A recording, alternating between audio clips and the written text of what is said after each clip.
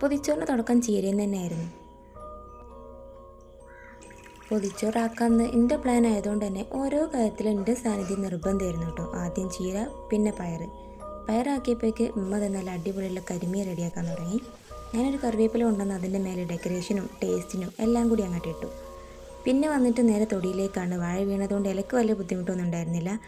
വാഴയില വാട്ടി ഉമ്മച്ചി ചോറ് വിളമ്പാൻ തുടങ്ങി. ഓരോരോ കറികളും മീനും ചമ്മന്തിയും അച്ചാറും എല്ലാം കൂടെ കൂട്ടിയിട്ടായിരുന്നു ഉമ്മച്ചി ഉണ്ടാക്കിയിട്ടുണ്ടായിരുന്നു കേട്ടോ.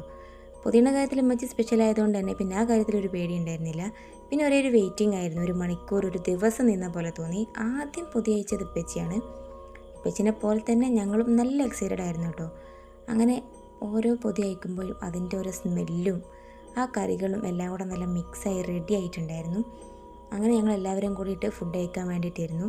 ഫുഡ് കഴിക്കുമ്പോൾ ഓരോ ഉരുളയിലും ഓരോ കറിയുടെ ടേസ്റ്റ് പറഞ്ഞുകൊണ്ട് ഞങ്ങൾ ഫുഡ് കഴിച്ച് അവസാനം ഞങ്ങളത്